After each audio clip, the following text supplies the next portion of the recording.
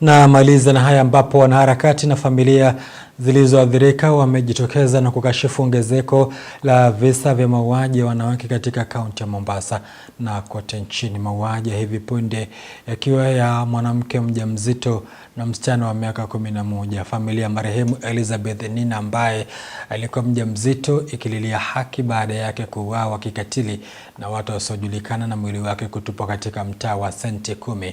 Maria Sebastian anaarifu. Sherehe za kusherehekea mwisho wa mfungo wa Eid Fitri ziligeuka kuwa majonzi kwa familia moja mjini Mombasa baada ya Elizabeth Nina ambaye alikuwa mjamzito kuripotiwa kupotea na kisha baadaye kupatikana amefariki katika mazingira tatanishi. Uchunguzi uliofanywa na hospitali ya rufaa ya Coast General ukionyesha kuwepo kwa majeraha mabaya yanayoaminika kuwa alipigwa na kifaa butu na kisha kutupwa. Inauma sana maana alikuwa ni mtu na afya zake na alikuwa mjamzito. Hakuwahi kosea mtu. Yauma sana. Ripoti polisi walituambia tuje tukonfirm mwili kama ni wetu, tumeconfirm ni wetu. Ndio maana tuko hapa tukarudi station. Sasa tuomba haki itendeke. Evelyn Kamane, dadake marehemu, akisimulia matukio ya mwisho kabla ya kupokea taarifa kutoka kwa marafiki na kufika eneo ambako aliupata mwili wa dadake, akililia haki huku akiomba haki kupatikana kwa dadake marehemu ambaye ameacha ulezi wa watoto wadogo. Ilikuwa Jumatano, akaondoka akatuaga akasema yuenda kwa rafiki yake kula sikukuu zaidi. Na ndio hiyo Jumatano, Alhamisi, Ijumaa nikapata hiyo ripoti kwamba kuna msichana ametupwa huko.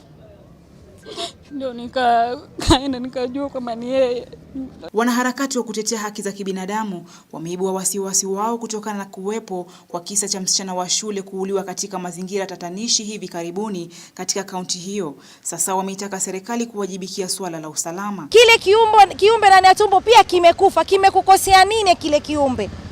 Kwa hivyo sisi kama watetezi tunachokitaka ni haki. The office of the women rep is not a fashionable office. It is an office of action. It is not an office that needs to be politicized.